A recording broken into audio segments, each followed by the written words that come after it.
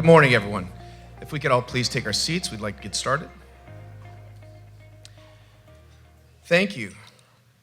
My name is Tom Babin, and I'm co-founder and president of RealClearPolitics. And just want to say welcome. We're excited about today's event. It's a very important topic. We've got a ton of experts, including Senator Murkowski from Alaska is our keynote speaker. So I just want a couple housekeeping things. Please turn your phones to mute. Silent, don't turn them off, however, because we'd like you to tweet to our hashtag MineralsRCP. So please do that, but please make your phones to silent. We're going to start with a quick word from Rich Nolan, who's the CEO of the National Mining Association, and play a video, and then we will get right into our first panel discussion. So, Rich, the floor is yours.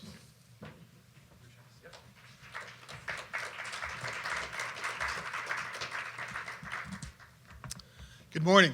I'm Rich Nolan, President and CEO of the National Mining Association.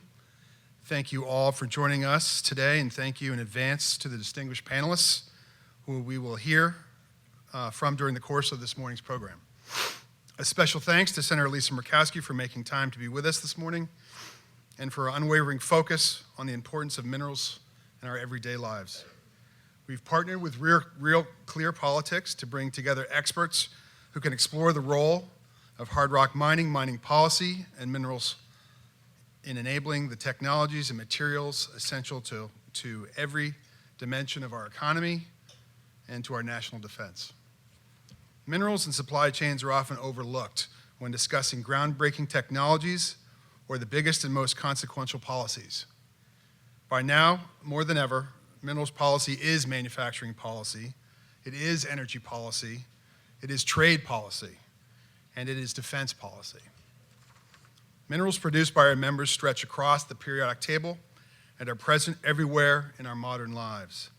The smartphones in our pockets hold dozens of minerals. The microchips that now make our interconnected world function are all a monument to mining and materials science. In 1990, Intel used 15 elements to build computer chips. Today, those chips require nearly 60 elements. That's just one example of an undeniable trend. We are living in the most mineral and mineral-intensive age in human history. As important as minerals have become to our health, our prosperity, and our security, there is a growing concern that we are not giving mining and mining policy the focus it deserves. This morning, we hope to start that discussion to remedy that. We're going to hear from a variety of perspectives, bringing deep knowledge and expertise and leadership to these issues. For those here this morning or watching at home, thank you for joining us and giving these critically important issues your attention. We now have a brief video to introduce some of the topics and questions our experts will discuss today. Our world is more minerals and metals intensive than ever before. From smartphones to F-35s, the volume and variety of minerals we use to produce the essential technologies of today and tomorrow has never been so great. Take the soaring demand from advanced energy technologies. Solar panels can contain up to 15 different minerals and metals. A single wind turbine can require an astounding 335 tons of steel, 4.7 tons of copper, 3 tons of aluminum, and 2 tons of rare earth elements, in addition to zinc and molybdenum. And the lithium-ion batteries at the heart of the electric vehicle revolution use immense amounts of copper, lithium, cobalt, nickel, and graphite.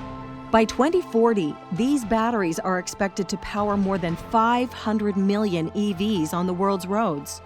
The World Bank projects that as deployment of these energy technologies accelerates, demand for key minerals and metals could jump 1,000% or more. And yet, despite vast domestic mineral resources and this growing demand, our mineral import reliance has doubled over the past 2 decades. The U.S. is now 100% import reliant for 18 key minerals and 50% or more import reliant for another 30. Compare that to 1978, when the U.S. was 100% import reliant for just 7 mineral commodities. This alarming reliance on foreign countries raises deep national security concerns and tough questions about our nation's ability to compete for the industries of tomorrow. Are we prepared to offer answers?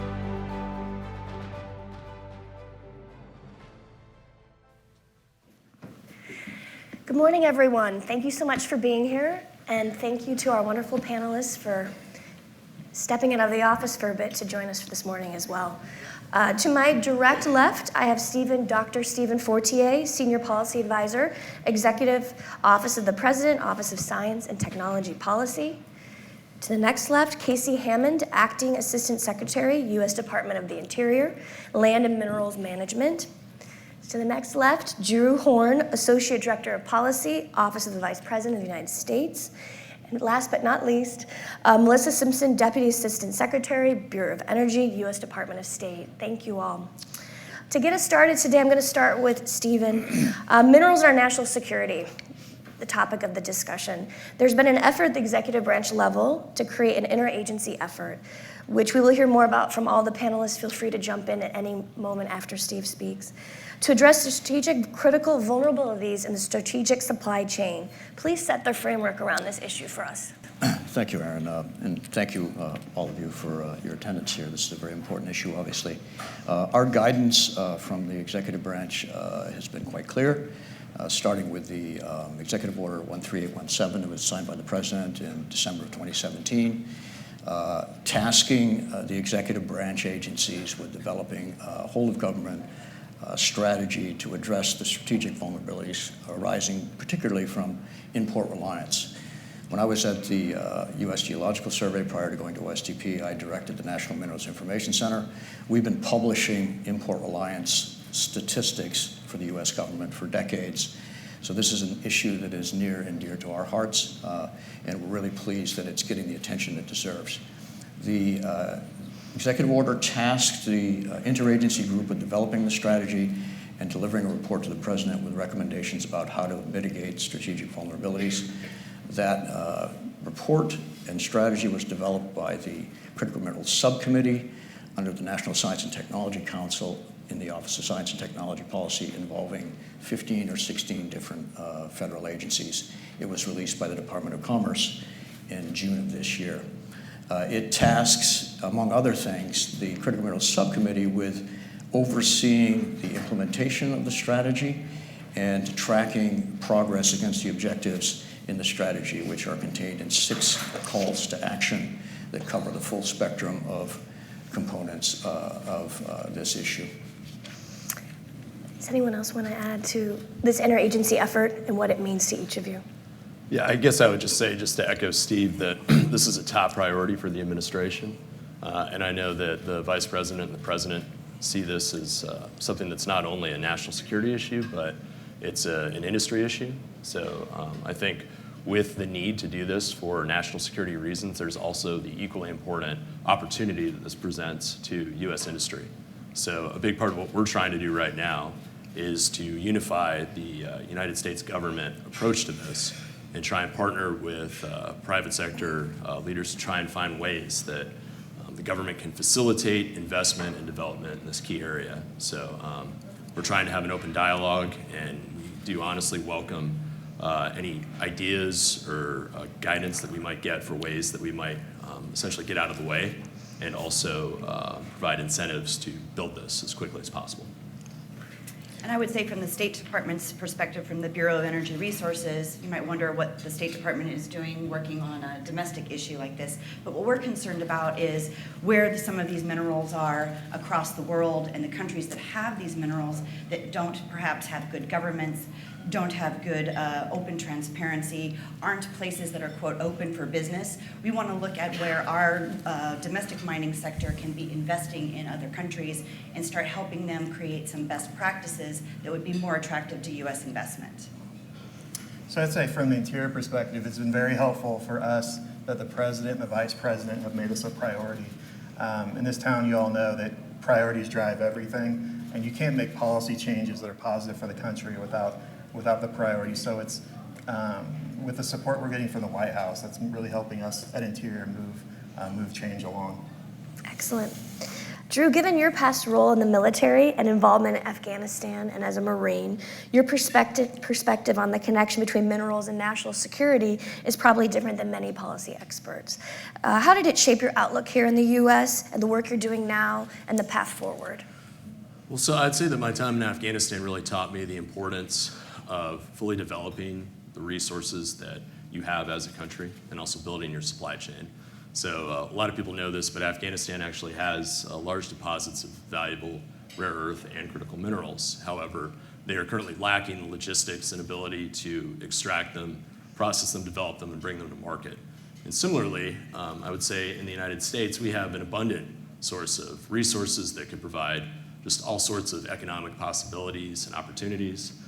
In addition to that, we have the ability to process a lot of these elements inside the United States as well. So you're talking about the possibility to not only enter a potentially trillion-dollar market, but also to create hundreds of thousands of jobs for U.S. industry. So I would say the parallels I see are that we really need to prioritize developing these capabilities and this potential. Because in the case of Afghanistan, you have a nation that has tremendous challenges based off of being dependent on foreign aid, on having issues just soliciting and encouraging economic development inside of its own country, and it creates a lot of stability and national security concerns, not only for Afghanistan, but for the region and for the United States, and I'd say for the world as a whole. Similarly, there's a national security need, I would say, for the United States to develop this supply chain. But there's also, once again, there's a ton of economic possibility and opportunity. So I really don't see a downside to it. I see it as all positive. Go ahead. Yeah, if I could just add to that, from my perspective, I think to me the national security aspect of this issue really helps us bring this point home to the general public. We are very fortunate in this country to have a high standard of living, and we often take that for granted. We take the materials that go into our smartphones and other things for granted. Most people don't take national security for granted. They understand at a fundamental level how important that is. One of the things that we did when I was at USGS was developed an infographic that showed the content of critical minerals in SEAL gear for special forces that really, I think, brought home the point to people that there are dozens of different kinds of materials in the protective gear that our special forces wear that we do not control access to or production of. And so, to me, this is a very powerful way for us to get our message across that these are things that we really should be concerned about. National security is one of those kinds of issues and has a very singular resonance, I think, with much of the public. Now, Melissa, to piggyback on that a bit, part of your responsibility is working with reliable partners. Can you elaborate a bit more on the conversation? So, at the State Department, when we talk about national security within our bureau, we're also talking about energy security being national security. And so we're trying to identify countries that, like I said earlier, maybe don't have the best governance currently, that could possibly be vulnerable to bad actors who would come in and take advantage of resource-rich opportunities and put those countries into what we call debt diplomacy. What we're trying to do is take a look at those countries and offer up through the mining sector, through the private sector's influence, what best practices would look like and how we can assist our friends and allies in obtaining their own energy security. And a lot of that is by attracting the right kinds of investments, especially from the United States. Interesting. Casey, to tell us a little bit about how the DOI identifies national security minerals as part of the conversation and how this impacts your work on this. Okay, so we had to undergo a process working with our partner agencies, and one of the things we had to look at is what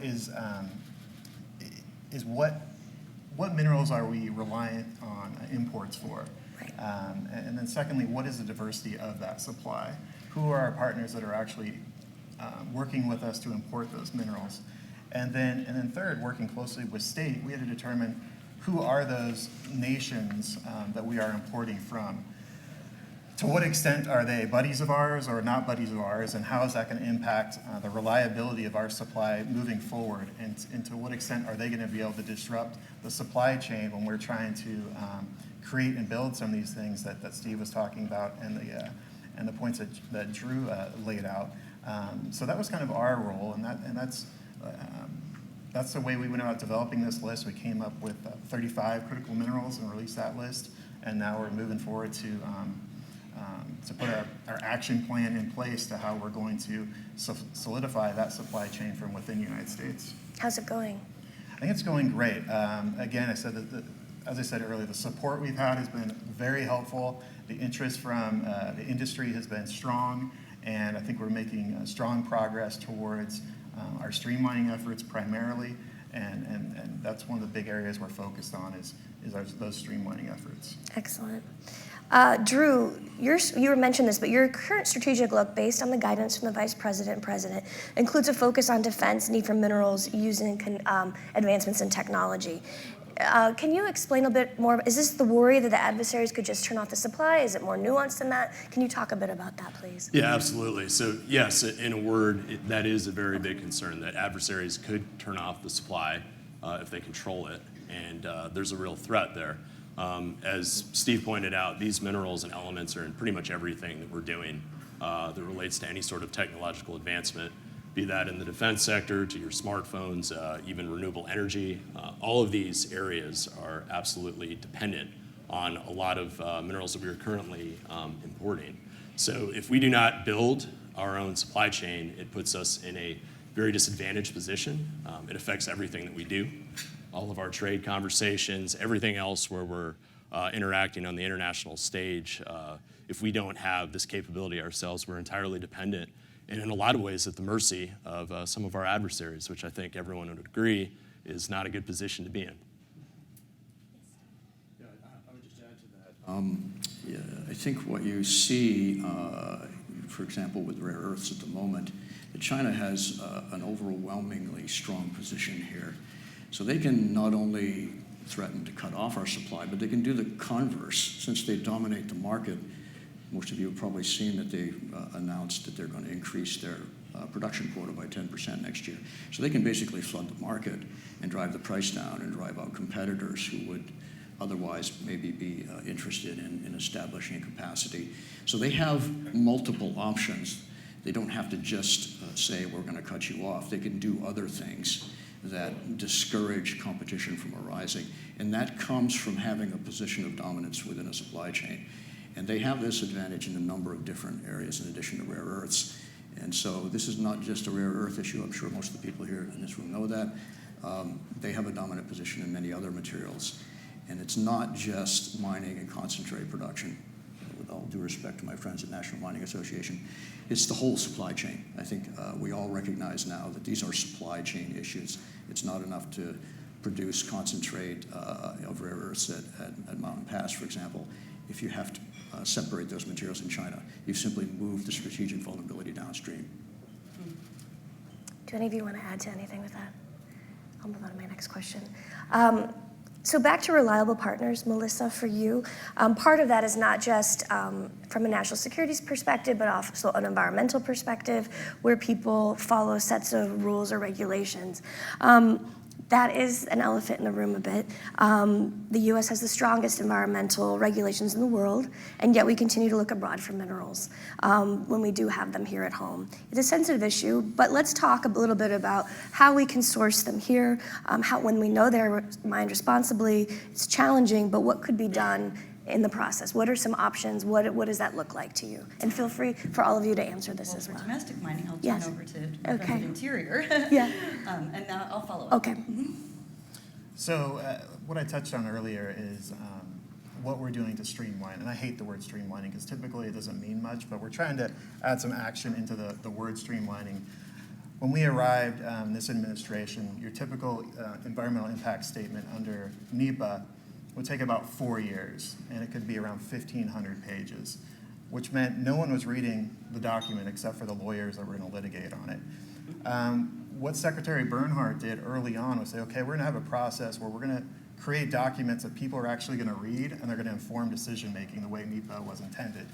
So now, after a couple of years in the administration now, we're at about 150 pages for an EIS and somewhere just over a year.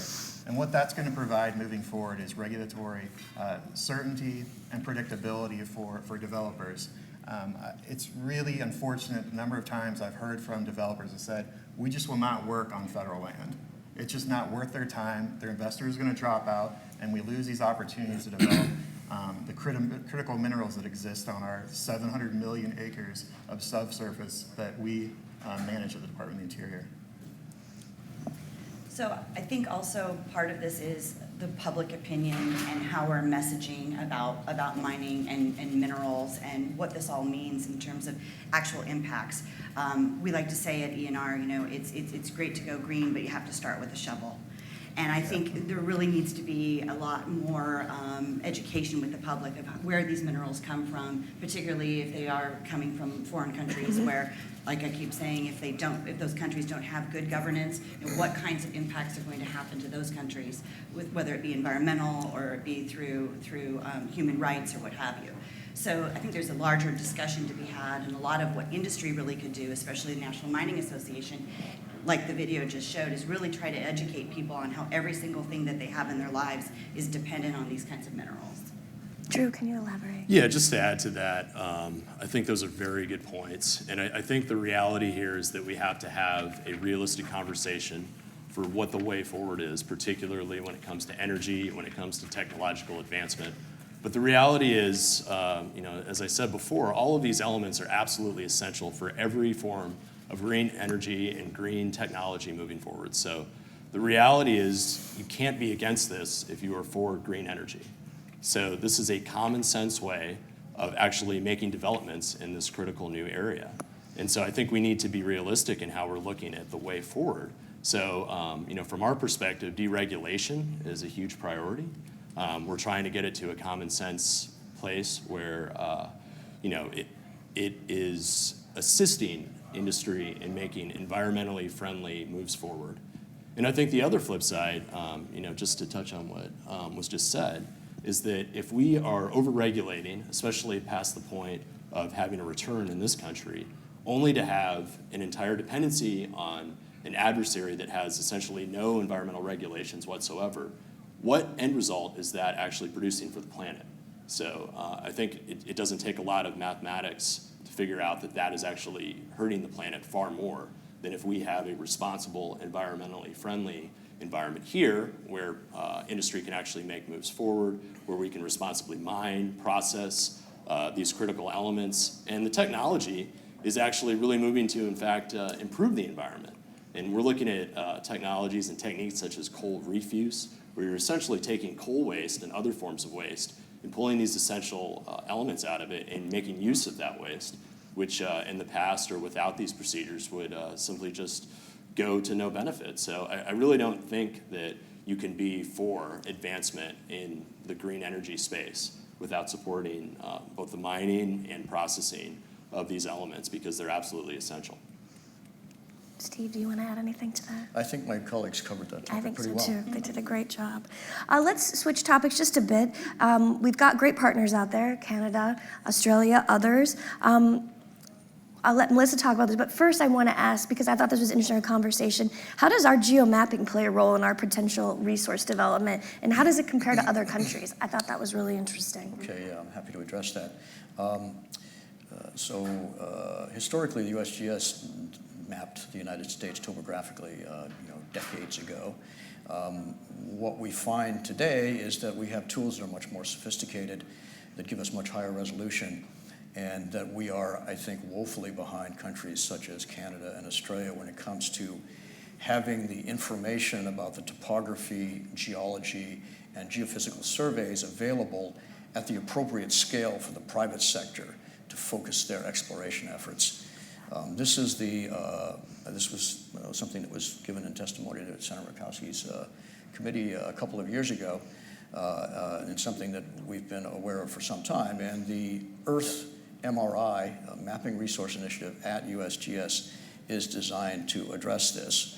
It was funded in the fiscal 19 budget and has been kicked off, but Basically, what that will do is, starting with areas that we expect will be prospective for critical mineral deposits and development, we are doing detailed topographic mapping with LiDAR, with advanced geologic mapping techniques and advanced geophysical survey techniques, starting with aeromagnetics. This will provide that framework to the private sector to catalyze their and facilitate their investments in exploration.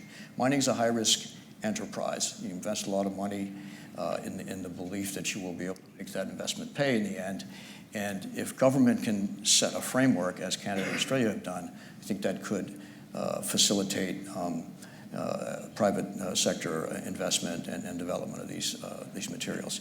I would also add that these mapping initiatives have other very important societal benefits, including hazard mitigation, groundwater mapping, and input to the land management agencies for their decision-making process about whether federal land should be developed for mineral offtake. Is there anything you'd like to add to that? No, I'll move on.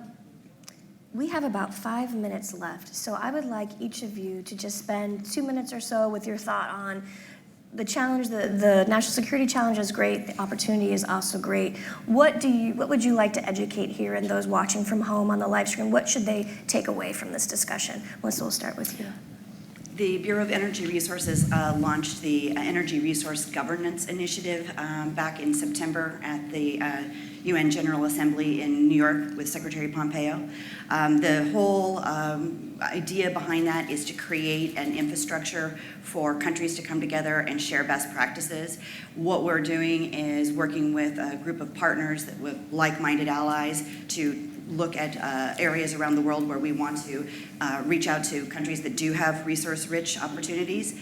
We want to work with the private sector. We would like to be talking with the private sector more thoroughly about what sort of practices would be attractive to them in those countries that they want to be operating in. Yeah, I guess I would just say that this is a top priority, obviously, for the White House, but it's something that we have dedicated a lot of resource and time and work to. So there's multiple working groups inside the White House. We're fully coordinated from the national security side to the domestic side, and I would say that it's comprehensive.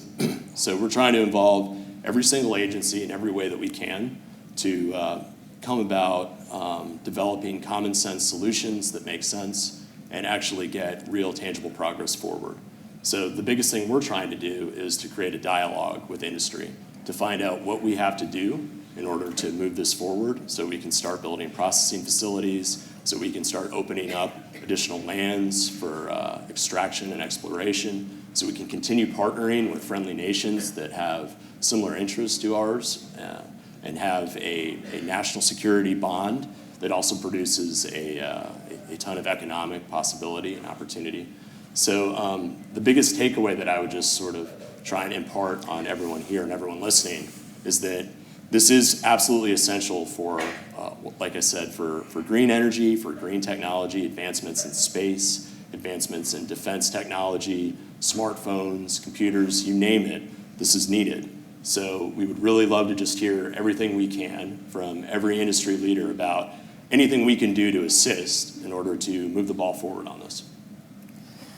Sure. I think first, echoing what Drew said, how important these critical minerals are, and what I would hope people would take away and from this and moving forward is the extent to which we are actually reliant on other countries for these minerals. I don't think that's understood outside of, maybe outside of USGS and a few other places, the White House and over at State. People just do not have that understanding of how important these minerals are and that they're coming from nations that sometimes aren't our bestest of friends. They need to understand that. They also need to understand minerals generally. Minerals come from the ground. And to get to those, sometimes you have to dig holes. And to some people, that's repugnant, but to us, it's such an important thing that needs to happen, and it's just critical to the future of this country. We touched on, and Drew touched on, moving forward in our energy future. If people want an electric future, an all-electric future, as I've heard people talk about, that doesn't happen without things like lithium. And you have to dig holes for that in our country. And we are a great place to do that. So that's why we're trying to do these streamlining processes and inviting people to do that work in our country so we have those reliable supply chains here in the United States. Last comment. Okay, thank you. So I would close by saying that we didn't get here overnight. This problem really has been decades in the making. Our import reliance has continued to increase year after year. I think, however, we have reached a tipping point where the risks to our economic and national security interests are becoming increasingly clear to almost everyone. And it is really now time for us to act. This will require a sustained, focused effort between government, the private sector, the academic community, and other stakeholders. We should not believe that for a moment that we will magically snap our fingers and get out of this. I mean, opening a mine is a long-term prospect. It's a long-term investment. But if we have a sustained, focused effort, I am convinced that we can do these things. One of the advantages of being in the position I'm in now is that I get to talk to a lot of companies who have very innovative technology and business models that I think are case studies for how you can succeed in this environment. American ability to innovate and be entrepreneurial, I think, is unmatched in the world, and we need to leverage that energy and ability and capabilities, and I think we can solve these problems. Thank you all for your time and for working together on these issues and for being with us today. Round of applause for the panelists. Thank you all. Ready to start our second piece of the discussion on manufacturing and trade. Quick introductions for our panelists. To my immediate left, Robbie Diamond's the founder and president and CEO of Securing America's Future Energy, SAFE. Next to him, Emily Hirsch, managing partner at DCDB Group. David Livingston, deputy director of climate and advanced energy at the Atlantic Council. And at the very end, Dan McGorty, principal of the Karma Strategic Group. Panelists, thank you all for being here. Appreciate it. So we just heard from members of the government talking about what the different agencies are doing. And we heard that this is a coordinated effort across various agencies of the government. So my first question to all of you, and Robbie, let's start with you, is how's the government doing so far? Since the executive order, December 2017, are we moving in the right direction? How much progress has been made? Where have we been falling short? What can be done better? Yeah. So thank you very much for having me. I mean, I guess it's a good thing we're talking about it. I do feel like there's a war with China on this, and they're actually at war, and we're like maybe off to the side. Not even on the battlefield? It doesn't feel like it to me a lot of times. And some of that's because I think that there's a lack of connection between, all this talk of minerals, but not really tying it to the question of markets. Like what we like to say at SAFE is we have to go from minerals to manufacturing to markets. And why would you produce the minerals here if you're not producing the batteries here, if you're not producing the cars here, or needing the cars here? It's just not going to happen, or any of these other products. And so you have to think about it holistically in that case. There are 70 factories being built, gigafactories for batteries in the world. 45 are in China. 5 right now are slated for the United States. And why is that? That's because we're behind in this, we have this fight about some of these technologies. So to me, it shouldn't be at war with the electric car and pro-minerals. It should be, no, we should be thinking about this whole thing holistically. And I think that's where we're missing. Like in World War II, we had air, sea, and land battle, and we're like, can't just fight one battle with one piece of the equation. Yeah, I could not agree more. Supply chains don't just appear overnight, and there's a reason why the gigafactories are in China, and it's because the battery factories are in Japan and Korea, and the technology is happening elsewhere. There's a cognitive dissonance across the entire supply chain, from the mining side through the manufacturing side, that China's at war and doing something. China's out there buying assets, China's out there investing in manufacturing, and China's out there putting the money into these operations. There's a cognitive dissonance that exists not only culturally, but in US capital markets, where there's this quest for, I would say, liquidity and a quest for the next unicorn where U.S. capital is not going into manufacturing or mining because it's not going to be the next overnight billion-dollar success. I read something yesterday where it talked about how to make $1 billion from a U.S. capital market standpoint. You need to put vodka soda in a can, sell vape pens, make a teen sexting app, and rebrand co-working. And that's not untrue. Whereas when you come and talk to some of these capital markets people in the United States about a battery supply chain or a mining project or anything that doesn't offer perfect liquidity, immediate disinterest. And a kind of further on from that, at the same time, the risk markets that used to finance mining, and that's the part of the supply chain I sit on, but I assume it's similar. That part of the supply chain used to be financed by more risk appetite markets in Canada and Australia, and even in the United States. But over the last, I would say, 8 years, we've seen a shift in those risk markets to other areas. So those capital markets that used to fund risk activities have vastly diminished.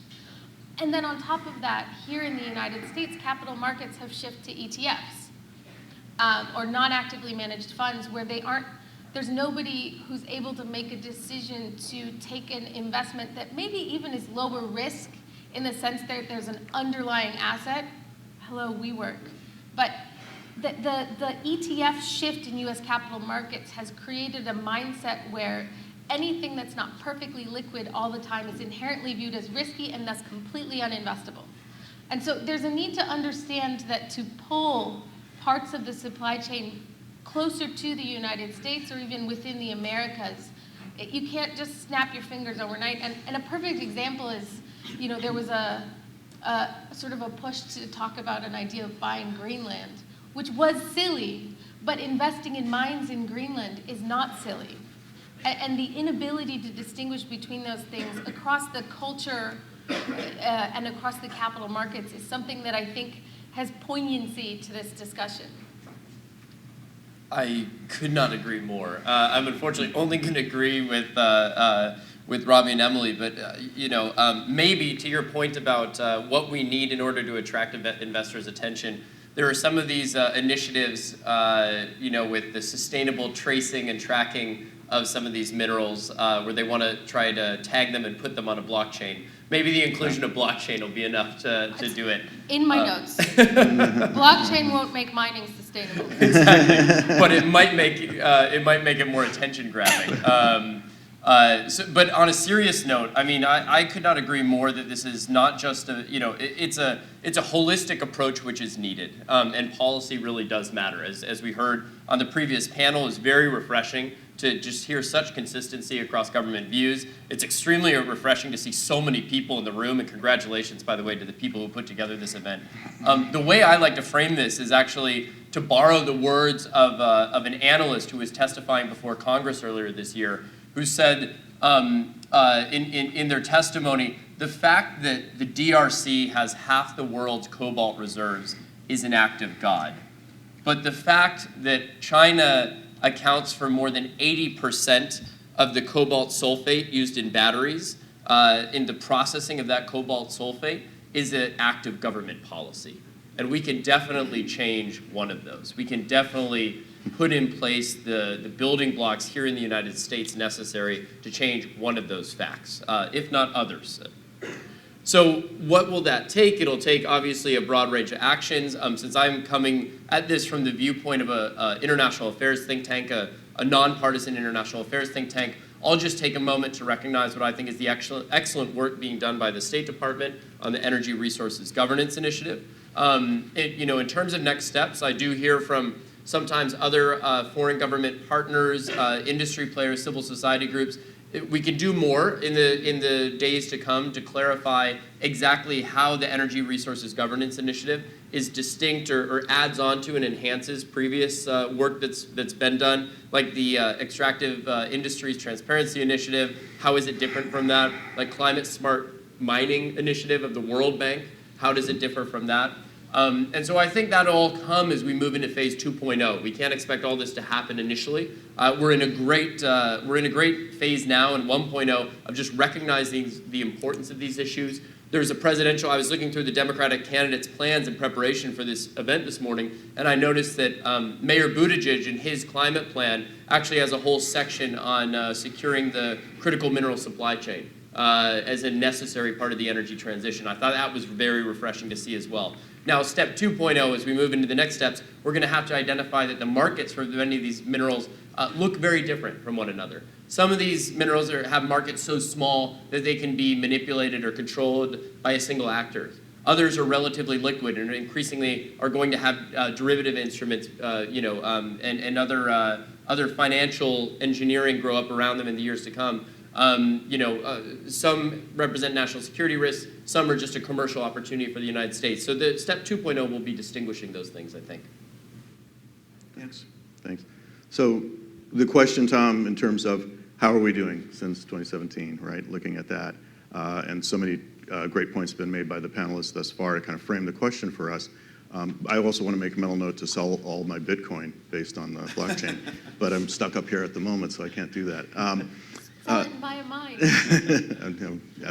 Okay, absolutely. We have the list. We have a number of things that I could point to as positives in the last couple of years after a long period of time in which many of us here and some of us in the audience today spent a lot of time admiring the problem, really kind of marinating in the fact that we are deeply dependent as a country on more and more dependent for more and more metals and minerals that are more and more important to national security and the advanced economy that we want to run, to reshoring manufacturing. So many of the debates that we're having or attempting to have on Capitol Hill in this town actually come down or have underneath them these questions of access to critical metals and minerals. So positives, the list, the critical minerals list. I had conversations with people who said, well, we didn't have a list, now we have a list. We actually had a number of lists. DOE did some very good critical mineral strategy work and generated a list, but they said we'll stay in our lane, it'll be energy related, it won't touch on defense. Defense has generated various lists, National Academy of Sciences has done studies and generated lists. The United States had a series of competing lists over time, often limited by their specific point of access to the issue. So the list that we have now was done by the Department of Interior with cooperation of the Department of Defense and many other government agencies, so it's a fused list. This is a good thing. Is it perfect? No. Is it subject to change? Of course it will be, and probably is being considered right now, but a list is an aim point, targets for us, right?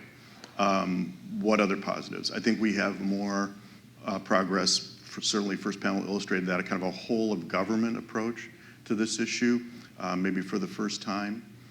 Breaking down the silos that would get in the way of making some progress on these things. And then, this has already been touched on, but the broader inclusion of the United States working in concert with key allies.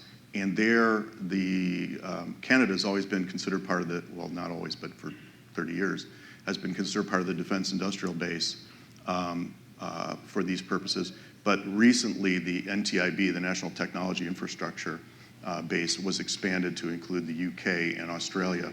So you have the US, Australia, and Canada, three resource-rich countries that are now being encouraged to cooperate. That's about what I see. Now, where do we go next? We have not seen, following out these signals, these targets, programs from the federal government which would avoid picking winners and losers, but in key ways incentivize the accelerated development of critical metals and minerals that we have here. Of that list of 35, 31, possibly 32 of the 35 have known resources in the United States. 14 of the 35 were 100% dependent. 10 of those 14, China's either #1 world producer or the #1 US supplier, or both. So the last point that I would make is we can't admire the problem anymore. We don't have the luxury of time. We've got to move very, very quickly. These supply chains are forming. Once a supply chain for an advanced technology sector has formed. It's very hard to disrupt. It's very hard to break into it. And that's going to have national security consequences for us. It's going to have consequences for what I say, we're focused on trade wars in this town, but I'm focused one step behind that, the tech war that we may or may not know that we're in, particularly with the Chinese, to figure out who has technological dominance in the 21st century. And the trade war is just one aspect of that. It can ebb and flow, we could have a ceasefire, but the tech war behind it is really kind of enduring, and we've yet to systematically address it. So, Robbie, what can and what should the government be doing, or can they do to help from a policy perspective? Should they be more involved in offering incentives and subsidies to help the development of mining these critical minerals and getting us on the right side of this issue? Right. So, I'm happy we have a list. That's a good place to start. But it's not actually, doing these things. As I said, it's really about from minerals to the markets. And you're going to build these things where you have the markets. And so, we have classic tribalism that's going on in this town. Like we have Republicans who, generally, Barack Obama, so my organization, Securing America's Future Energy, we're focused on vehicles, the dependence on one commodity in all transportation, which is traded on a global market that's highly unstable and has a cartel. But I don't want to go from dependence on that to dependence on batteries and technology from China, for example. And so when I think about this, you could be at war with the electric car, but even OPEC, the oil industry itself says there'll be 300 million electric cars by 2040, right? IEA says there'll be 130 million by 2030. And where is it happening? It's all happening in China, JP Morgan, like no one even comes close. So what's going to happen here? So to me, it's really this question of minerals, processing, batteries, and markets. And we're at war, Republicans, not all, right, they say, but you need to support that market, right? It's a nascent market. It's the Chinese support for that industry, investing in that industry, for selling those cars and everything else. And then Democrats don't talk about the minerals. So we're going to hear a speech about how we need minerals. Well, what about that market side? And I think it's thinking through that entire supply chain. And the key is this battery question, because they're so heavy, right? So if you don't want the vehicles, you're not going to build the batteries here. But if you want the vehicles, so Ford builds like an electric transit connect to do deliveries of electric goods in Europe, but they don't do it in the United States. Why? Because there's zero support for it in the United States. There's not one tax credit, nothing. And I don't think you can survive on that forever, but you certainly need to worry about that now, especially when you're in this battle. So how do Democrats get linked to the earlier phase of a supply chain, and how do Republicans get linked to the later phase of the supply chain? And I think until we have that question, we're always going to sort of be behind and making lists and saying it's an important thing. And I don't think really doing what the markets need, which is to see the market here and for that investment to really happen here. Well, Emily, this is your area of expertise, right? Lithium and batteries, and coming from living in South America and having that perspective, if you could... Yeah, so I think that the supply chains in general are incredibly complex. Technology supply chains are very complex, and just having the mineral doesn't translate automatically into having the mineral in a chemical composition or in whatever product needs to be in to get into the supply chain. And the battery supply chain is an excellent example of this complexity, because not only do you have very different minerals that have to come together to combine, different industries have to power each part of the battery, and then that has to come together and that has to be assembled. But on top of that, you've seen incredible advances in both materials science and manufacturing technology that's impacting that technology kind of on top of that. So even if you were to subsidize a portion of the industry and say, right, we're going to subsidize this and we want to get this, the cathode industry, for example, for the battery supply chain to be in one place, if you don't do that with a mind to the fact that an innovation or a breakthrough in materials science could shift the demand, or I talk about lithium because that's what I know, but lithium isn't a commodity. Lithium goes into a battery as a highly complex chemical compact. and the demand for what lithium-bearing chemical compound is demanded changes based on the technology that the cathode uses. And so in order to understand that supply chain, you have to stay on top of these pieces that are moving, and you have to have an open mind to how technology shifts are going to change each portion of the supply chain, as well as the supply chain as a whole. And markets are, I think, more flexible than policy in that sense, so there needs to be an understanding of that. Like, there is no quick solution to this. And a really good example from that battery supply chain attempt to shift the lithium supply chain comes from Chile. Chile, which is the country in South America that produces the most, and it's actually, I think, the largest lithium chemical producer in the world, that produces from their own resources, tried to attract the cathode industry to Chile over the past 5 years by offering incentives and offering access to material at a low cost. And at the end of the day, it wasn't even worth it for those 4 big cathode manufacturers from Europe and Asia to locate their plants there, because they would have had to import the cobalt sulfate, the nickel, and all of the other materials. And on top of that, they need to be in communication with the battery makers who are buying that cathode.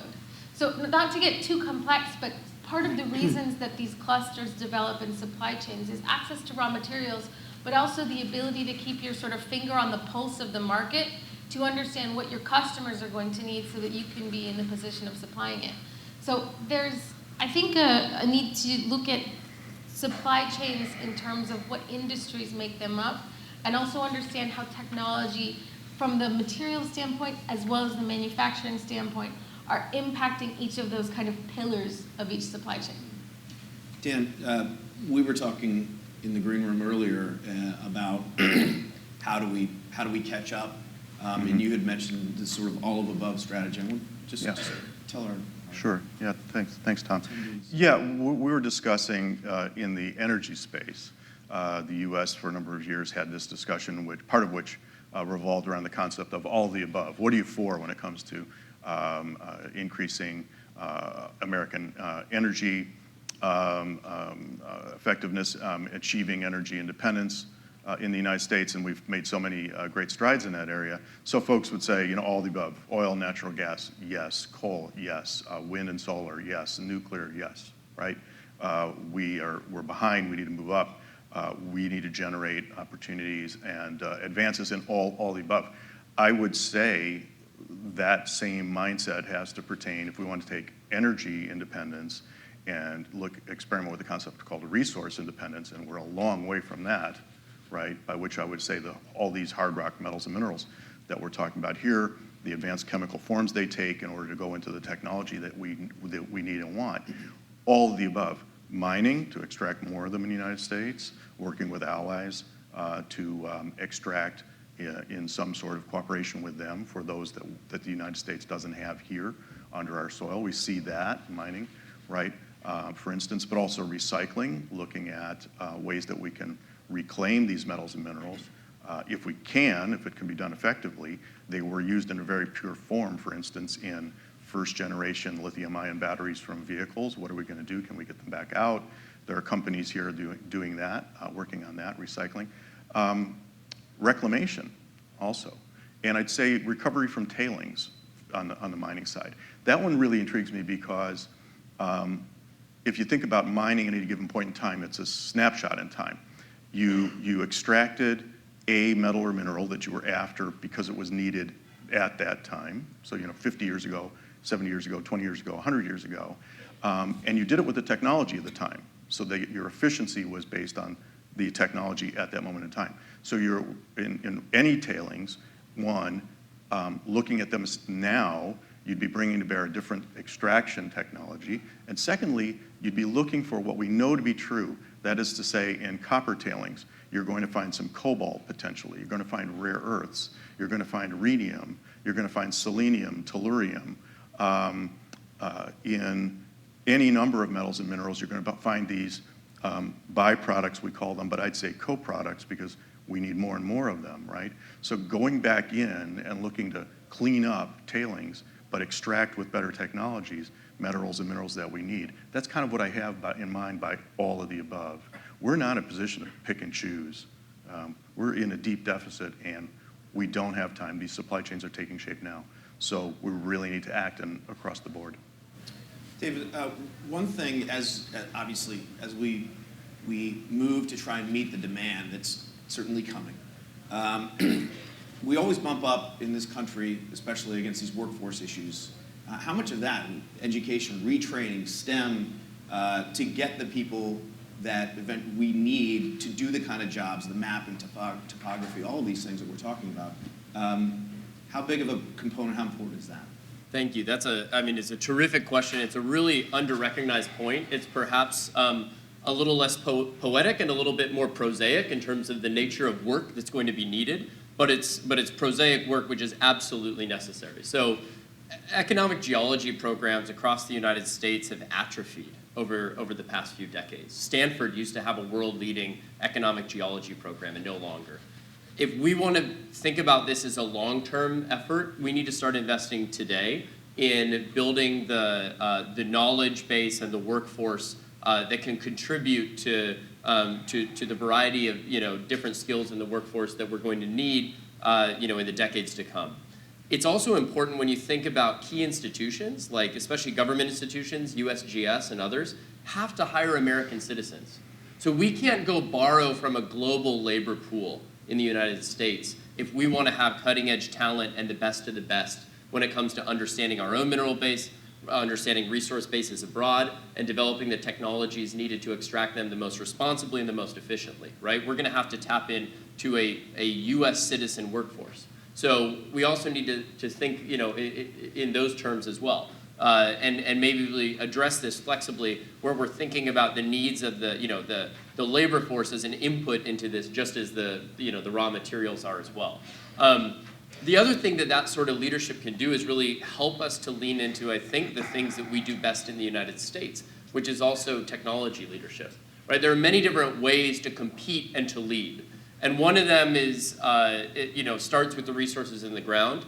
But a big part of it as well is realizing what a technological edge gives the United States. Think about the shale revolution and think about horizontal drilling and hydraulic fracturing technologies and all the very important digital well monitoring technologies that grew up around that together unlocked the shale revolution. The fact that the United States has shale underground is terrific. But it's not the reason why the U.S. is a shale leader, right? The U.S. is a leader and has leverage globally also because we are along with some parts of Western Europe, the key technology providers.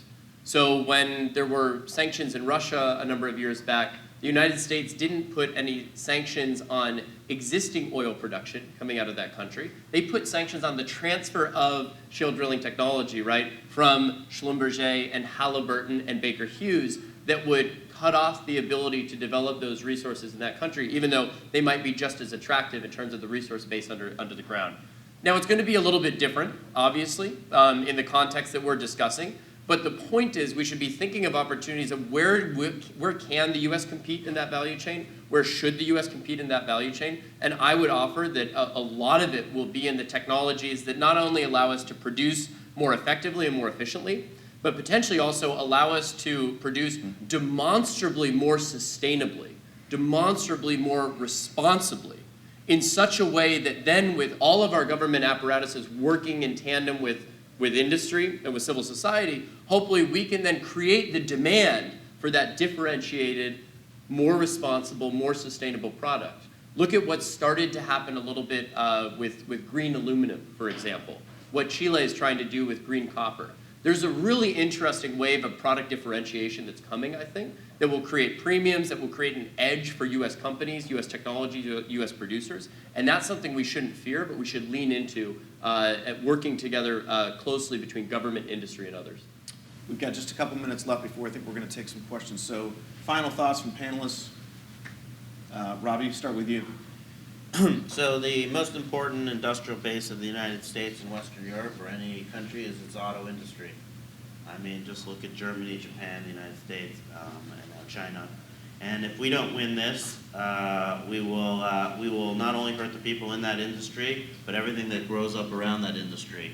And I think that, and not only will we hurt them, we will then ask our questions like Huawei and 5G, right? Who's building our cars? Where are the kill switches? Where do people go? Where are our deliveries happening? These things are just so fundamental to who we are and how we get around and how we live our lives. And like we said, like, yeah, we're sort of waking up. What the United States does well is once it wakes up, maybe it can actually do something. But I feel like, you know, half the tribe is waking up to one aspect of this and half of the tribe is waking the other. Now, the real question politically is how do we bring these things together? Because just because Barack Obama got into an electric vehicle doesn't make them bad. And just because you have to actually mine something out of the ground to actually produce it for an electric vehicle doesn't make it bad. And I think that there are people who want both things to happen, and maybe something can happen for the first time in several decades in this city. Yeah, I think that the cognitive dissonance can be broken down by both tribes understanding that whether you want to make a wind turbine or a missile, you have to mine metals. And there's a supply chain behind both of those that you could make a list in common. They wouldn't be that different. But I want to kind of end that the United States could play a really strong role in making sustainability a science word. So that when we talk about a project being sustainable, we're commenting on energy use, water use, chemical reagent use, and social inclusion. I think that living in Latin America, I'm anxious at nights because, especially with what's happening in Chile, the demand for social inclusion and the demand for respect for natural resources in the communities that are stakeholders of these projects could be a real advantage for the United States because the U.S. has better practices and the U.S. has stronger policies that promote this type of sustainability. Sustainability meaning, you know, this area is going to be there and be fine in 50 years. The Chinese companies don't have the same track record as U.S. companies for respecting these types of issues. But at the same time, the instability, the political instability will further scare off U.S. capital and lead to more of what I think one of the former panelists referred to as debt diplomacy, which is a real, you know, it's a real thing. And so, yeah, I hope that the United States, a tangible action that could be taken today is working to put science words behind sustainability so that we can measure it. David.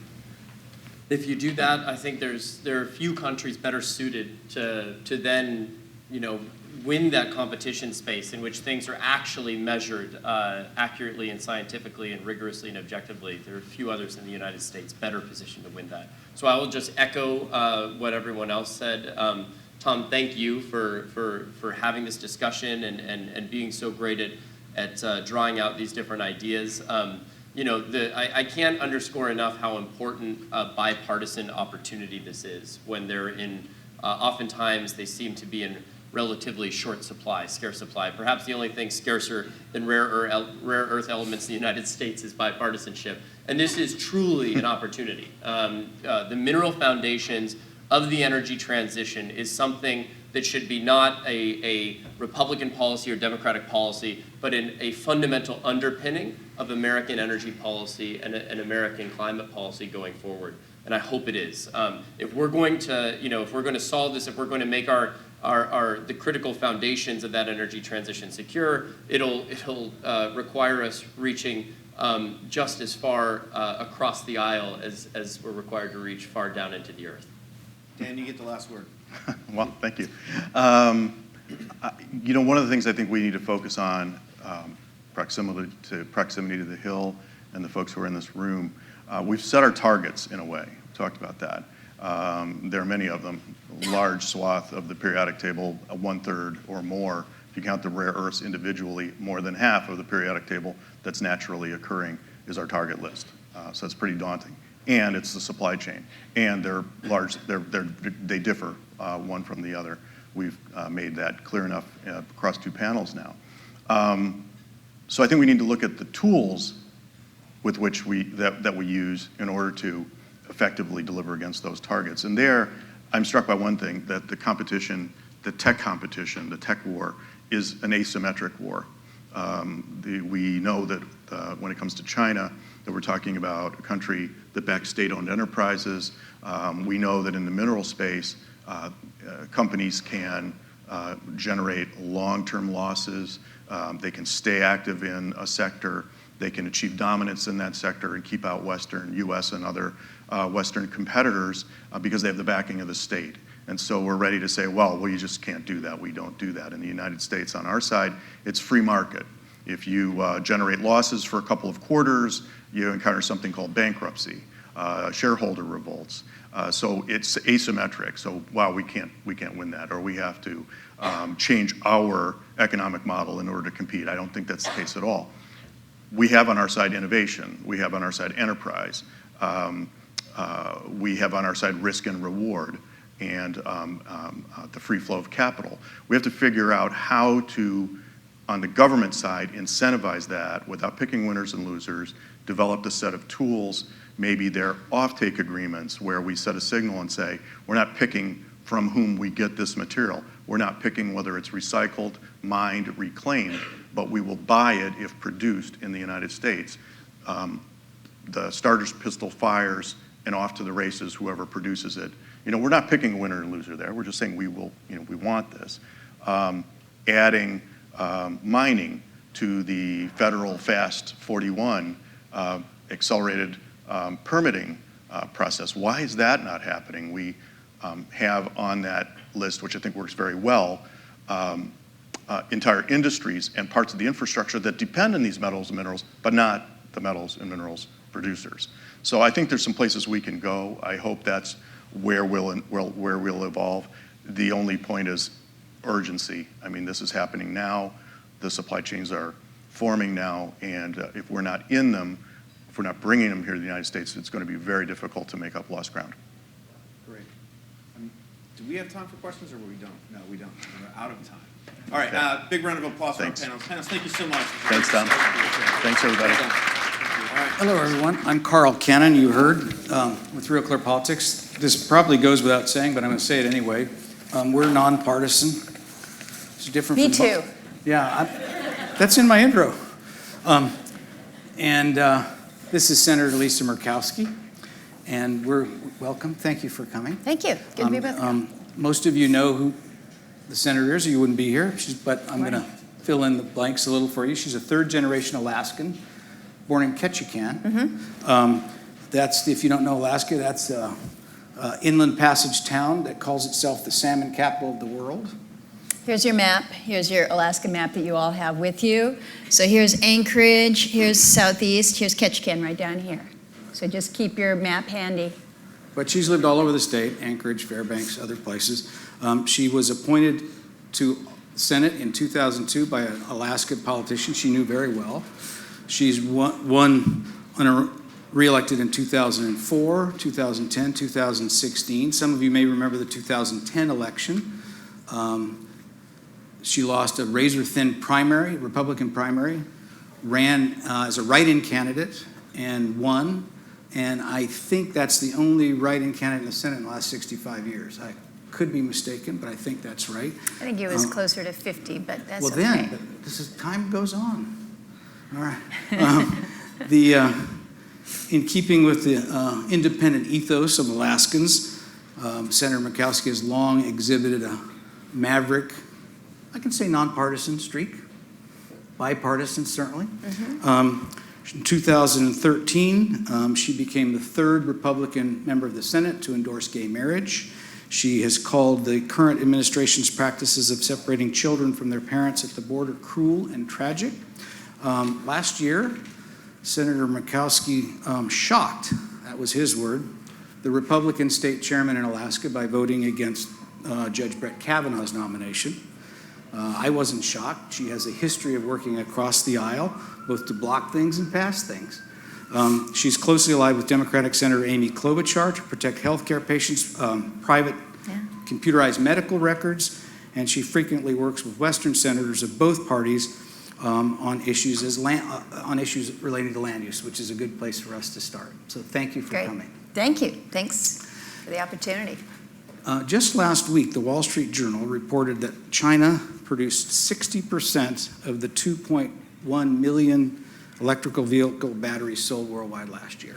A market expected to grow as high as 40 million in the coming years. If nothing changes, that market share, China's market share will increase. A single Chinese company dominates their market. It's currently building a $2 billion plant in Germany. You were quoted in that article, so let's use that as a little case study.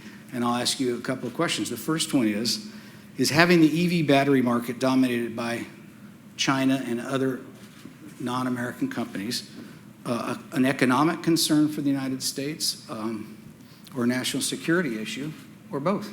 I think it is absolutely both. It is an economic security issue, and it is a national security issue.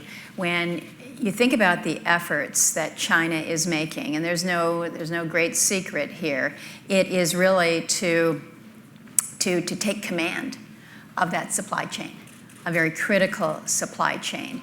And so whether that is designed to help benefit the Chinese economy and the jobs there, or again for national security purposes, the United States needs to be paying attention to this.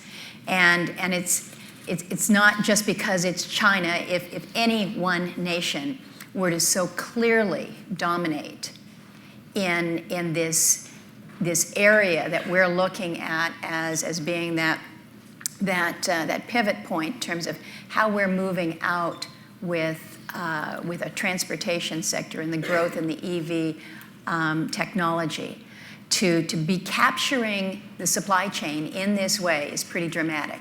And it's not as if China has all of those minerals there that they are producing out of China. What they're doing is they're going to the Congo. They are basically buying up that cobalt, that lithium. They're doing it here in this country. We are producing a small amount of rare earths, but it's not that they're staying here. We're sending them to China to be processed. So China is in a not too subtle way working to capture this to their economic benefit, and I believe to their national security benefit. Well, that makes me ask, if American firms decided to build these batteries, do we have the infrastructure to process them? If not, what will it take to get it? And do we have the access really to, and I'm talking most about cobalt and lithium, to build them? Do we have the access to the materials? Well, we clearly have more material here than we are producing. That is a given. And whether it is the opportunity that we have in California, what Nevada is looking to with their lithium, what Alaska has up north with its significant resources, whether it's graphite or many of the other significant minerals that would go into the battery supply chain, we have the minerals. What we lack is the willingness, the ability to be able to produce this. We all know what the track record here is in this country in terms of permitting a mine. It's anywhere from 10 to 12 years to get a mine permitted. And so you look to that, you look to the issues as it relates to getting investors to take on a project in this area in mining, where you have permitting issues and you just have regulatory uncertainty. It doesn't make it very attractive here. So do we have the resources? Yes, we have the resources. But we put hurdles in our own way in terms of our ability to extract them. You asked the question on the processing side. This is where we are clearly, we have stepped aside from any leadership role globally in terms of being able to process these minerals. I mentioned California and the Mountain Pass mine that has reopened, but we're not processing here. We're sending it out to China. We're actually looking in Alaska at an opportunity for a processing facility down in, you mentioned Ketchikan, Alaska, my birthplace.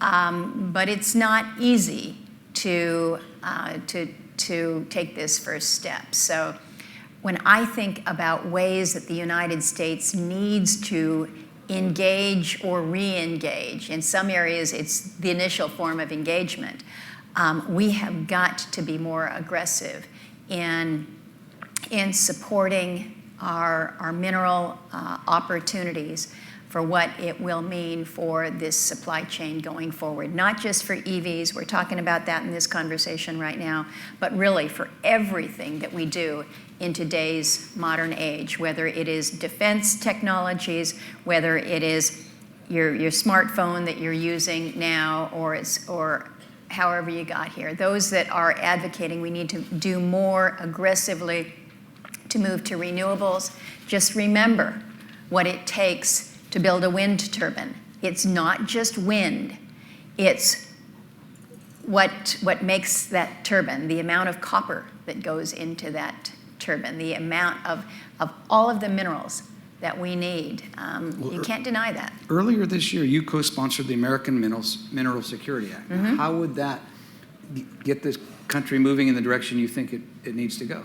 It really does focus on the full picture here in terms of how we move forward with production, how we move forward with innovation and the technologies, how we work to build out the workforce, which is a critical part of it. I wish that it does help to facilitate an easier path towards permitting. It doesn't go nearly as far on permitting that I would like, but that's an area where we do find some friction, some tension between the Republican perspective on one hand and the Democrat on the other, and so we don't go as far as I think we need to on the permitting, but it does help to facilitate.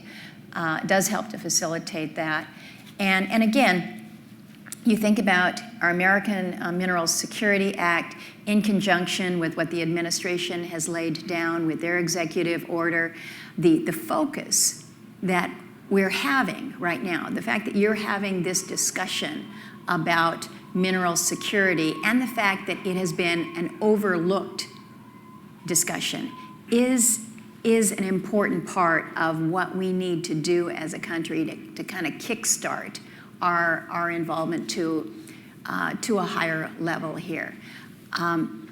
When I first came to the Senate, this was a time when we were talking about the fact that the days of big oil were on the decline, and we were building LNG import terminals. And we, from an energy security perspective, there was very real vulnerability, or it certainly felt like real vulnerability. And what has happened in these past 15, 16 years in terms of where we are right now as a nation, we're flipping those import terminals to turn them into export terminals. We're leading the world in terms of oil production.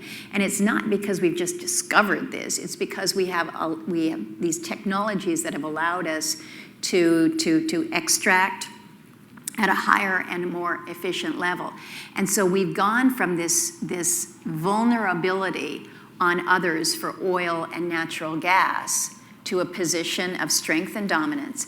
But what we're doing now is, with our eyes wide open to this, we're putting ourselves in that same vulnerable position when it comes to these necessary minerals, these critical minerals, these rare earths, these things, these products that we need for everything. We're creating that same level of vulnerability. So I'm trying to shine a light on this and say, we've got, like oil and gas, we've got the resource, but we have to be allowed to extract it. We have to be allowed to process it. We need to be pushing ourselves to be the world leader here, not only from an economic perspective, which is critically important, not only for a security perspective, which is vitally important, but also from an environmental perspective. You know, when you think about, let's just take the Congo, because that's where so much of the cobalt is coming from. It's not just environmental degradation that you see down there as they are extracting, but it's the human rights issues. You've got child labor that's hauling that stuff out to provide to the Chinese. You know, in this country, where the regulations are tough, I hear all the time from the industry that we can stand down a little bit on that. But in fairness, what we're doing is we're extracting a resource that, I hate to tell you, but you got to dig a hole in order to get most of these minerals. And so if you're going to dig a hole, how are we going to do it in a way and in a manner that is sensitive and respectful to the environment, that we have good, strong laws in place to ensure that there's a level of reclamation afterwards, and that from a safety perspective, we're doing this right. And I think the United States has demonstrated that we can do this and we can do it well, but we just need that opportunity to do so. Well, you alluded in the new Security Act, the Mineral Security Act that you co-sponsored, that your Democratic co-sponsors were more concerned with the permitting, and they want to, but what they're trying to prevent is what you're talking about now, these environmental disasters that you and I are both from the West. I mean, we could go, if you go to Butte, Montana, there's this huge, looks like a lake, but you put a fish in it, it would die instantly. This huge toxic reservoir that overlooks the town. If there's ever an earthquake there, it would be like Jack Napier and what it would do in the Batman movies, this toxic sludge. And so everybody has their horror stories. Yep. And the Democrats would say they're trying to forestall that. They don't want that to happen again. And so, but it gets me to thinking, you know, there are partisan divides because there are philosophical differences, but there also seems needless partisanship. On the previous panel, Robbie Diamond, is he still here? He mentioned that, you know, Republicans are concentrating on, for the reasons you've cited, economic security, national security, on opening, you know, getting the mining, helping them, the hard rock mineral industry extract these resources that we need. And the Democrat, but not so much on, you know, electric cars. And, you know, Washington does battle with California when California wants to raise its CAFE standards. And that Republicans want to help the mining, but they don't want to help the end user. And Democrats are the reverse. You know, Elizabeth Warren said the other day, if she's president, there'll be no mining on federal land. So it seems to me that each side has half of the elephant here, and that you can't get there from here if you don't have both. You need to have both. You simply have to recognize, if you say, my gosh, we need to get off, we need to stop all these vehicles out here on the road. We no longer will we use oil for transportation because we're going to all be in EVs. Okay, let's just say that's the goal here. All right, I'm with you on the goal. Let's work towards it. But how do you get there to all electric vehicles without the minerals that allow you to create the batteries? Let's say we all want to have our power generated by wind and solar. Let's just pick those two as winners today. But if that's the goal here that we have all agreed to, you have to recognize that in order to get your goal of that renewable power or those electric vehicles, you have to have the component pieces in order to get there. I say oftentimes that in this country, people believe in the immaculate conception theory of energy. You turn on the light and it just happens. I get in my car and it just happens. It doesn't just happen. We have to make it happen, and in order to make it happen, it still requires some level of resource, that raw resource that comes from the land. Now, we can talk about recycling and we need to be doing more, and that's included in our American Minerals Security Act. Recycling can take us a lot of different places, but it's recycling, which means we've already kind of started the cycle with harvesting that resource in the first place, and then we can recycle from there.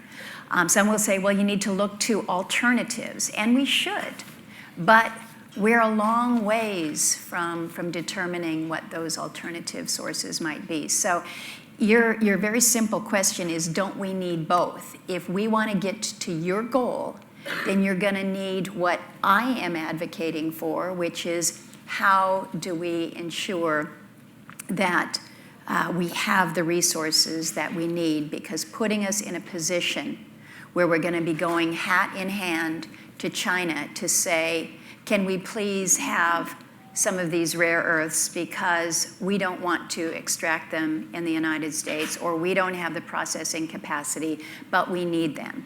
Well, we can do that, and China may say yes, and China may say no. They did that with Japan not too many years ago when they were involved in a bit of a trade dispute, and it was pretty interesting to see how quickly Japan came around to dealing with China, because they need that resource. Well, we did that with Japan ourselves with oil in the 1930s, and they sent an armada across the ocean to attack us. So your point is well taken. The U.S. Geological Survey, in a study cited by your committee, which is where I heard of it, so therefore it must be right, says that the U.S. imported at least 50% of 48 key minerals in 2018, and 18 of them, 100% comes from outside the United States. Can that trend be reversed? It can be reversed, but it can only be reversed if we have an eye to a policy that says this is important, that this is a priority, because otherwise it's too easy to just continue to say, well, we don't want to cause a kerfluffle here. We don't want to disturb. We're just going to continue to ask others for the resource. And so it can be reversed, but it has to come with a prioritization by an administration, a prioritization by the Congress, a prioritization by the industry. We need to be able to provide industry, again, with that level of certainty, to provide them with just a little bit of help when it comes to the permitting process. I mentioned 10 years on average to permit a mine in this country. You compare that to Canada or Australia, where it's a 2 to 3 year period. So if you have resources in Canada and you have resources in Alaska, and it's 10 years to permit or 2 years to permit, where do you think the companies are going to go? Pretty much same environmental standards in both countries, stable governments in both countries, and one's 10 years and one's 2 years. That's not a very welcoming sign. All right. Well, can I play devil's advocate on that point? I'm not Canadian, but let me stick up for the Canadians for a minute, or rather, let me stick up for the people who want longer permits, because you just wrote a letter. Well, you were one of a bipartisan group of senators who wrote a letter to John Horgan in Canada, British Columbia. BC minister, I guess Premier is his title, about their mining practices and saying your mining practices are causing effluent, bad stuff to flow into our rivers. Well, that's maybe devil's advocate. That's what a 2 year permitting process gets you. Well, and to give more clarity to the background of that, these are issues that we call in Alaska transboundary issues, because you've got mining activity on the Canadian side in watershed areas that come down over the border into the rivers and into the coastal areas that are home to significant fisheries. So we've got interests on both sides. They've got mining, we've got fishing. And what we're asking for is, let's be good neighbors with one another. Very bad experience with one particular mine in Canada that is many years old and has been left, but in fairness, the effluent continues after decades, and kind of nobody in sight to do the cleanup. That's not good in Canada, that's not good in the United States, that's not good anywhere. So making sure that there is a standard that is consistent and really honest with what we are doing. I think if you were to ask the Canadians, they would agree that the example of the Chief Tulsiquwa mine is not a good one. We know that there have been in our country instances of just bad mining practices. We don't ever want to go back to that, and I don't think the Canadians would want to go back to what they had. So what we're trying to do is just make sure that you don't replicate what you did over here with your interest in these other areas and these other mines that they're looking at. So speaking of past mines, for years in this country, the only major lithium mine, there was one in the whole country in Nevada. Now there are other projects, there are big deposits in North Carolina, there's new mines coming online. There's another one in Nevada I want to ask you about. It's called the Thacker Pass Project. Right. And by conscious design, the top executive of that mine, Alexei Zawodzki, said the way they've designed it, they want it to be carbon neutral. And so here's a mining that's not saying, not only will we not pollute the ground around us, we're actually we're going to be carbon neutral. And I wonder if this is the future of mining, and this is what the mining industry needs to send out a message, that things are not the way they were when the Anaconda mine ruined Butte, when this mine was built in Canada. I mean, but there are still people in this country, when they think of a mine, they think of John Prine and that old song Paradise, the coal mining, what's that go? Coal company came with the world's largest shovel, stripped all the timber, and stripped all the land. That's what they think of.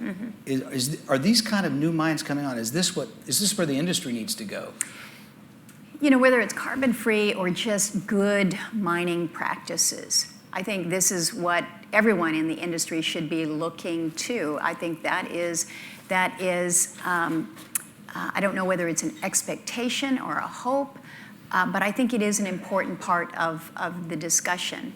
And when you think about the stigma, because there clearly is a stigma to mining. It's viewed as it's dirty, it's polluting, and so how you change that stigma, how you change that dynamic, I think is important for the industry as a whole.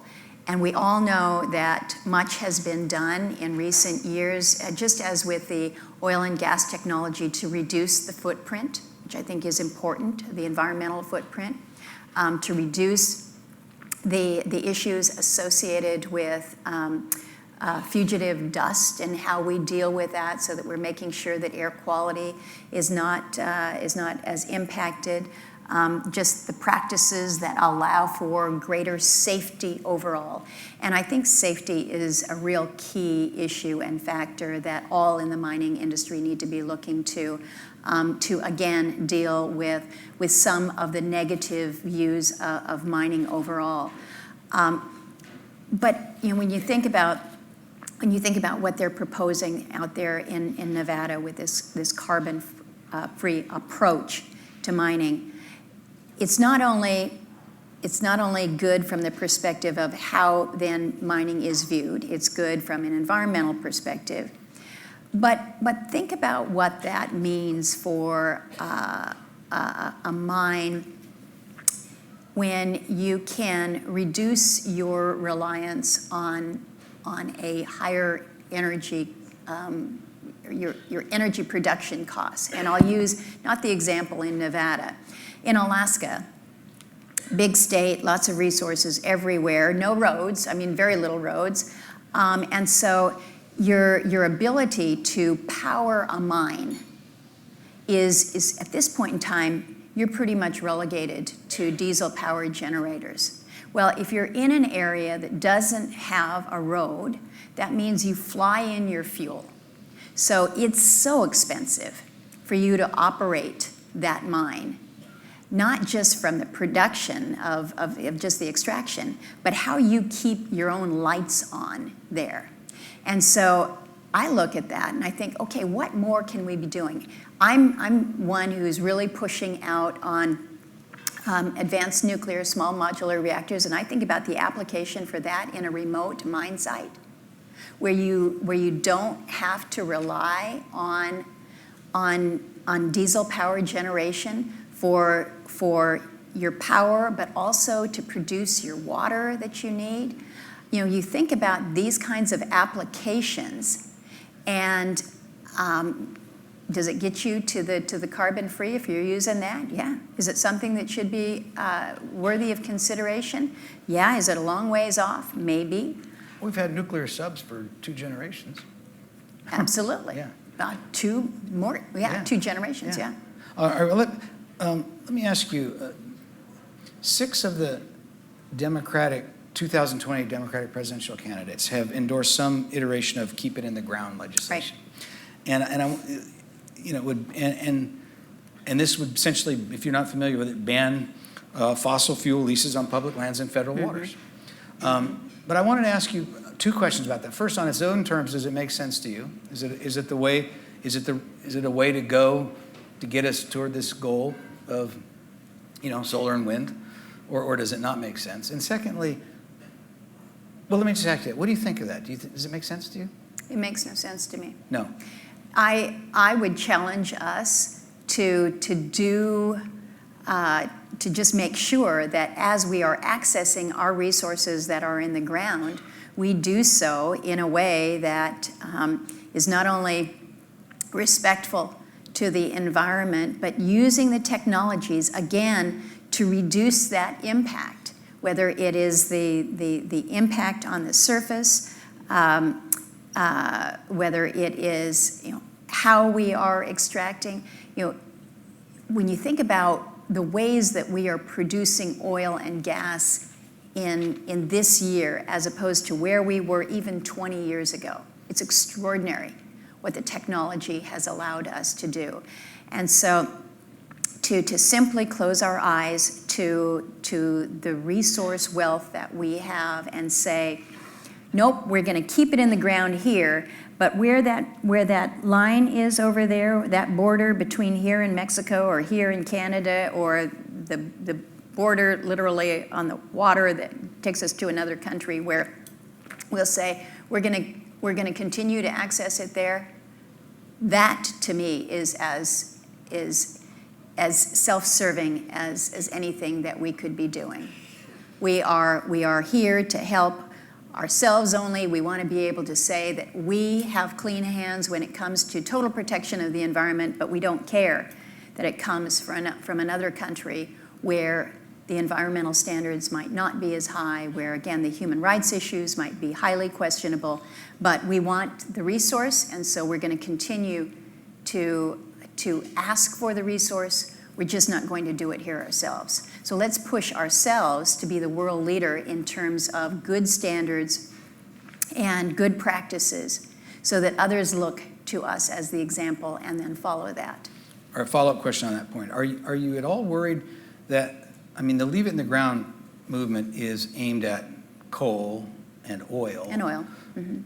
But also, fracking, and also natural gas, because fracking is a method of extraction that comes under this rubric of critics. Senator Warren has said she'd stop all that. Right. So are you worried that as long as it's coal and oil, maybe those guys can fight for themselves and the mineral guys can sit it out? But are you worried that ethos will spread to other extraction industries? Oh, I think it comes here. I think it comes to minerals. Yeah.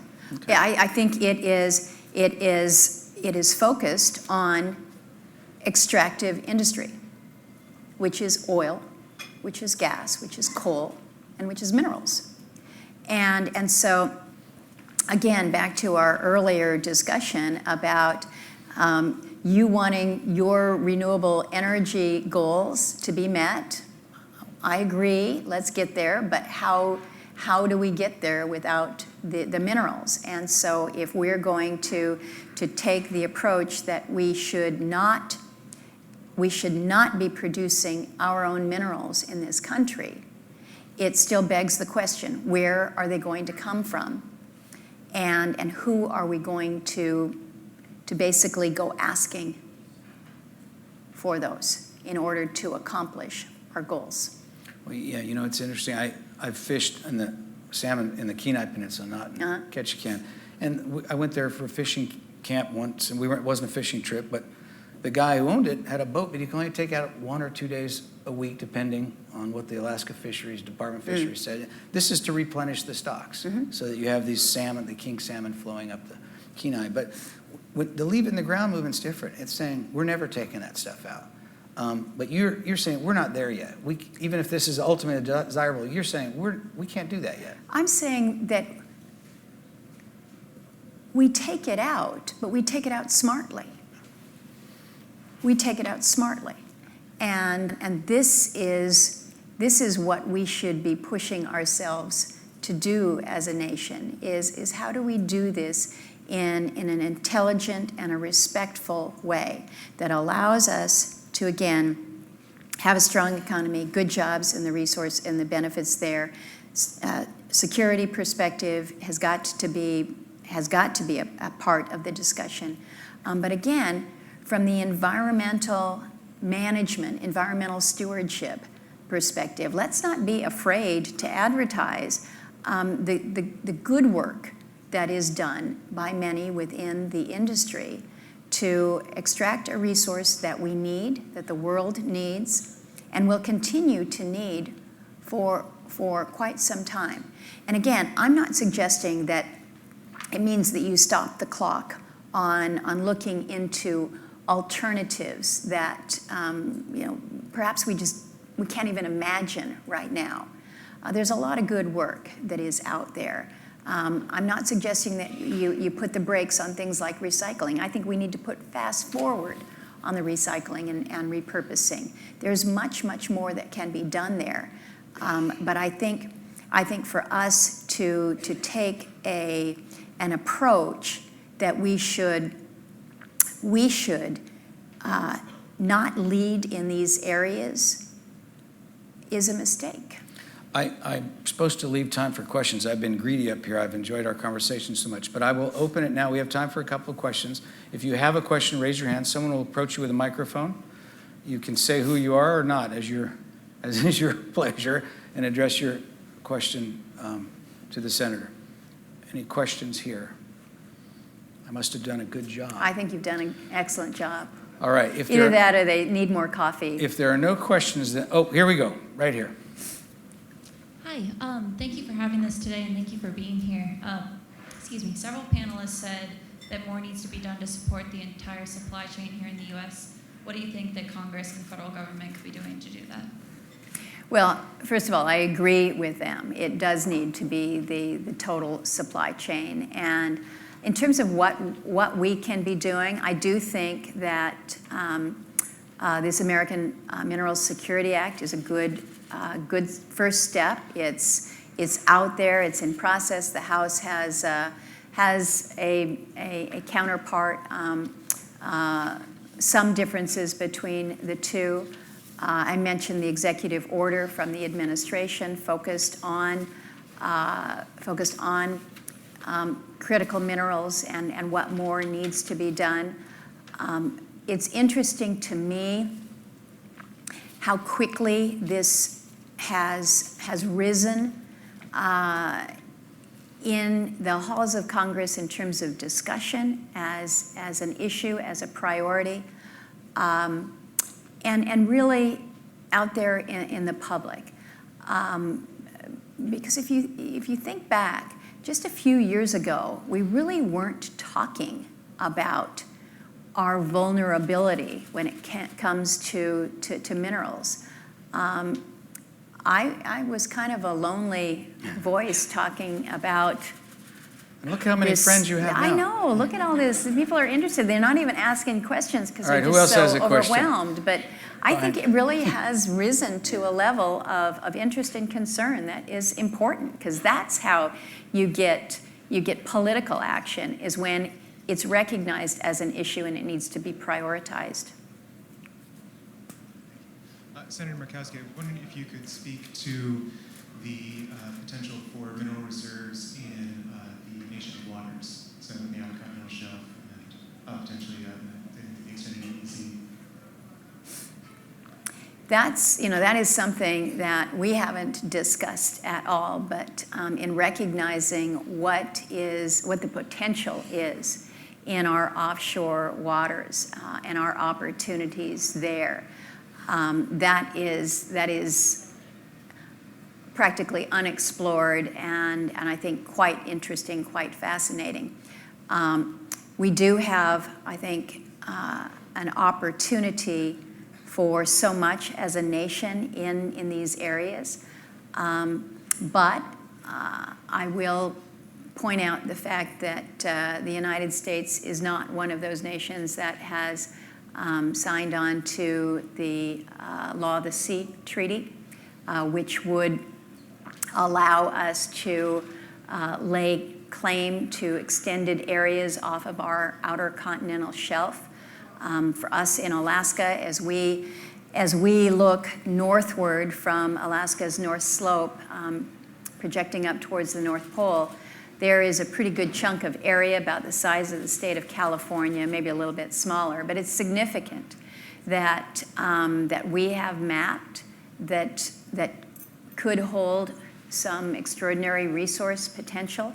But as of right now, not only can we not object to anybody else's claims, whether it's Canada or Russia, we can't say, hey, we think that this should be ours. So I'm one of the Republicans in kind of the lonely Republican club that believes very strongly that it's time for us to engage on Law of the Sea, not just for mineral, but recognizing that what we're seeing in the Arctic, most particularly with the loss of sea ice and the greater opportunity for transit and commercial navigation, that we need to be engaged with these other nations and ratify the Law of the Sea. So you've kind of given me an interesting little segue to bring that up. Thank you. I think we have time for one more question, if there is one. In the far back there. Hi, Senator. Two quick ones. What can we reasonably expect this year on this issue? And then also, in the larger scale, like what is it going to take to solve this problem, and how big a role does government have in that? I mean, can the market not sort this out? Okay, the first question is easier because this is November 13th, and there's just about 6 weeks left in the year, and if you'll notice, the House is distracted right now. So I don't mean to be flip about it, but the chance of legislation like we're talking about here passing this year is in the pretty slim category. Having said that, I am a firm believer in optimism when you have good proposals that are out there. And I think that not only do we have a good proposal before us, but it is something that has gained momentum and gained traction. So we're working certainly on the Senate side to help advance this measure. Maybe not necessarily freestanding. Maybe it will jump a ride with other legislation that is in kind of a must-pass category. So pay attention to that. But I have been pushing this now for I think this is the third Congress that I've introduced it. Maybe it's the fourth. Okay, so it's been out there for a while. So it has been through the socialization process. And again, I think it is good legislation. So we're going to keep pushing on that. Insofar as your second question, which was the role of government in this, I think the role of government oftentimes is to get out of the way so that these opportunities can move forward. And I think we need to look to those obstacles, to those roadblocks and hurdles that we have put in place, and what more we can be doing by putting this, within our American Mineral Security Act. We use the FAST Act dashboard for permitting. We've got permitting deadlines that I think can help not only provide more certainty, but also work to address some of the issues that we face with just the length of permitting. Because the government is not in the position, should not be in that position where we're extracting that resource. That's not going to happen. It's going to come from the private sector. But how we make sure that the private sector views this as an area of opportunity and one that is worthy of the investment, we need to make sure that, at the same time we've got good standards and good safeguards, good regulations, we need to make sure that those hurdles that make us less competitive, that we have addressed them. And I think that's where we can do our most significant work. All right, I'm going to take the moderator's prerogative and ask the last question. Yes, sir. We are called Real Clear Politics. We've been talking mostly policy, but I want to ask you two quick political questions. Okay. The first is the recall effort against Alaska Governor Mike Dunleavy, should we look at that as a dress rehearsal for what's happening here in Washington? Is that? Well, or some could say that it's just the reverse, that this might be that dress rehearsal. You know, it's interesting what's going on in Alaska. We've got a new governor. Our state's budget has been heavily impacted by the price, the price and the production that we rely on for oil. He's had some very, very hard decisions to make, and in fairness, they weren't very popular, trying to balance them with a significant dividend payout, and it has been a challenge. So there's a recall going on back there, and I've visited with some of our state legislators, and they kind of liken the situation in Juneau to what we're dealing with here in Washington, D.C. right now. Nobody knows how that one's going to play out, but we're all staying tuned. All right, and the final question. If you had to guess, which Democrat do you think will emerge as that party's 2020 nominee? Oh, wow. And do you think that nominee will face President Trump next November or President Pence? Oh, he's tricky. Oh, now see, if I were a really good politician, I would figure out some way to deflect that. But because I'm just so honest and open and whatever, my sense is that this is coming down to Elizabeth Warren and Joe Biden. And so much of the Joe Biden part of it is going to depend on, I think, where things may go in the House. And I'm not a betting woman, but I think we're going to be seeing the toe-to-toe against President Trump. All right. Well, thank you for your honest answer, and thank you for coming. Thank you. It's been a pleasure and an honor. And will you join me in thanking? Thanks. And I'm not going to applaud you, but thank you all for coming. And this event is now over.